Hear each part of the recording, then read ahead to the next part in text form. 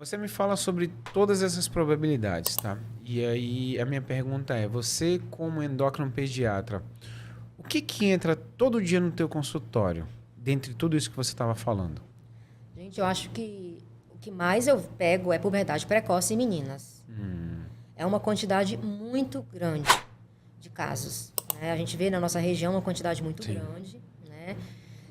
Tanto e obesidade também, né? Eu não Aham. cheguei a falar, mas tem uma relação muito grande da obesidade com os desreguladores endócrinos, né? Lembra que eu falei que essas substâncias químicas, elas têm afinidade pela gordura? Sim, Né? sim. Então, quanto mais gordura, mais você concentra essas substâncias no seu corpo. Né? Então, facilita. Então, existe vários estudos que mostram, por exemplo, que esses disruptores endócrinos ou desreguladores endócrinos, elas aumentam o tamanho dos nossos adipócitos, né? Que são as nossas células de gordura, e alteram também a regulação da homeostase. Essa parte do dessa parte que comanda o apetite, a saciedade, o metabolismo em geral, né? A homeostase do organismo. Então, isso tudo altera também. Quando você vai me falar sobre obesidade, a gente vai falar puberdade precoce, obesidade, hábitos alimentares.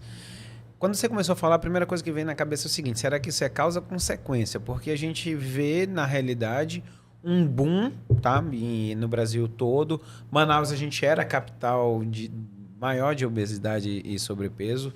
A gente está agora em segundo lugar, mas continua alto. E você consegue fazer esse paralelo de se realmente, se isso é causa ou é consequência, porque a gente tá tão perdido por causa desse bombardeio, dessa alimentação que não é saudável. Na verdade, assim, a gente não pode, eu acho, dizer que assim que é o único fator causal, né? Aham, Mas tem relação. sim. Qual é o problema maior da gente dar essa resposta? É porque para fazer os estudos existe uma problemática muito grande. O que teria que fazer? Você tem que expor determinada população Sim. aquele produto e Aham. verificar o resultado depois. Imagina se você vai dar um monte De substâncias por ruins exemplo, uma para. criança para você saber o que acontece depois. Então é totalmente antiético. Com certeza. Né? Então a maioria dos estudos é observacional, né? E que depois vê o resultado e que, tipo, de coincidência, digamos assim, que aqueles casos tinham entre si, a presença daquelas substâncias na circulação. Né? No caso da obesidade, a gente sabe que é uma coisa totalmente multifatorial. Sim. Né? Tem o fator genético ali, tem os fatores ambientais, que entre esses fatores ambientais estão os desreguladores, né? Eu ia te perguntar uma coisa: esses filhos, essas crianças obesas que entram no seu consultório são filhos de pacientes magros ou obesos? Varia muito, né? Que a gente sabe que se você tem, por exemplo, se você tem um dos pais com obesidade, já aumenta o teu risco de 50%. Aham. Se você tem pai e mãe com obesidade, já aumenta 75%, ou seja, Aham. chance absurda de você também ter obesidade, né? Então, a grande maioria, se eu for generalizar, é devido a fatores ambientais, ou seja, excesso de alimentação e pouca atividade física. Mas uma grande parte também existe os fatores genéticos associados, né? Alterações metabólicas mesmo, mas é a minoria, eu diria.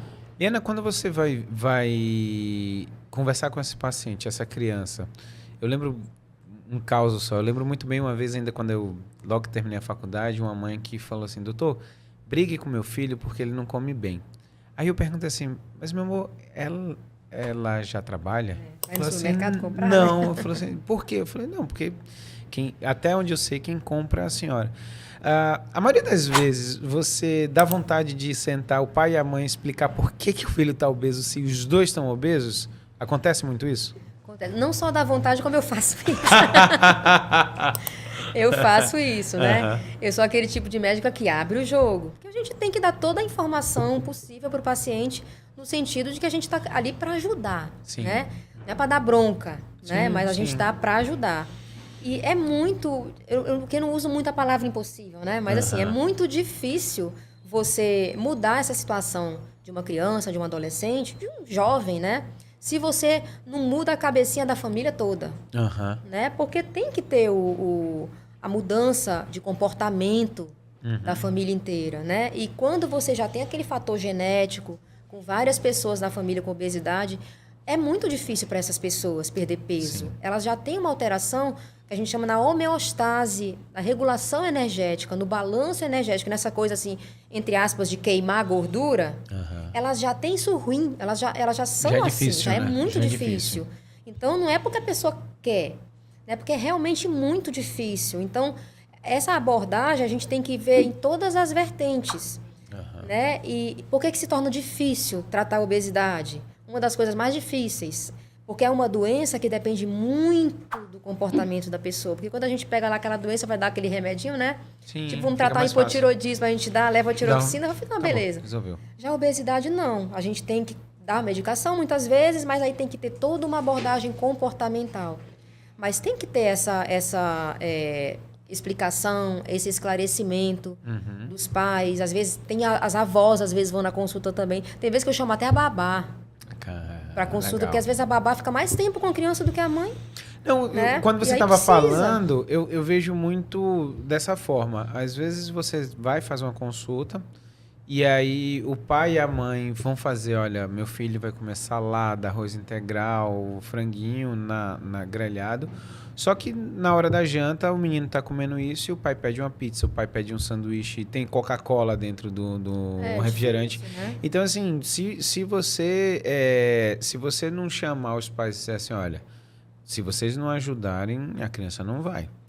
Agora, uma coisa que eu tava lembrando é o seguinte, dá dor no coração seu quando você vai no mercado e você vê aquela família botando um monte de pacote. Assim, é só eu ou você também, você dói seu coração quando vê a família todinha cheio de pacote dentro do carrinho? É difícil, né? Assim, que dá vontade da gente chegar lá e falar, mas não dá, né? Assim, uma coisa que eu sempre recomendo para os pacientes assim, que têm casos de obesidade na família é não leve criança para supermercado. Não leva. Legal. Uhum. É muito mais fácil. Porque assim, a criança sempre vai acabar pedindo alguma coisa. Quando a criança já está um pouquinho maiorzinha, que já tem um discernimento maior, aí, às vezes, dependendo da criança, tem condição de ir. Sim. Mas criança pequena, que Não. já é acostumada com guloseima, com uma alimentação que aí não é tão saudável, para você começar a educar aquela criança num novo estilo de vida, numa nova alimentação, fica muito difícil você levar a criança para aquele ambiente obesogênico, entre aspas, né? Tipo, Sim, num ambiente sim. que tá cheio de biscoito recheado De que ela já chocolate. come em casa. De um monte de coisa, Salgadinho. né? Exatamente. E a gente sabe que essas comidas, elas são gostosas, né? Por causa do bendito glutamato, né? Que vem nessas comidas, que ele ativa as nossas papilas gustativas na língua. Sim. Então, não tem como tu fazer em casa com aquele mesmo gosto. Uhum. É muito mais gostoso, né? Nas Sim. papilas da gente, é mais, assim, atraente aquele sabor. Então, uma criança que já é acostumada, desde pequenininho, com aquelas coisas, fica... para você fazer, entre aspas, o desmame, né? Digamos assim... Não tem que deixar ficar próximo desses locais, né? Eu acho muito difícil, assim. Fica mais difícil se você levar. 2 dicas para quem está nos assistindo aqui, tá? Primeiro, não leve criança. Segundo, quando você for no supermercado, você coma antes, faça uma refeição, porque outra coisa também que eu vi, já me falaram e eu nunca tinha me tocado. Quando você entra no mercado que você está com fome, a tendência é que você leve coisas a mais. Com certeza. E geralmente coisas muito mais gordurosas e muito mais Exatamente. calóricas, porque você vai pensar assim, puxa, isso aqui é legal, daqui a pouco eu posso comer. Não, isso aqui hoje de noite. E se você vai, faz uma refeição... Eu já cheguei algumas vezes de entrar no supermercado, lanchar primeiro, comer alguma coisa ali, depois ir para o mercado, porque assim, eu percebi que quando você entra, você está saciado, então você vê aquela coisa e não deseja.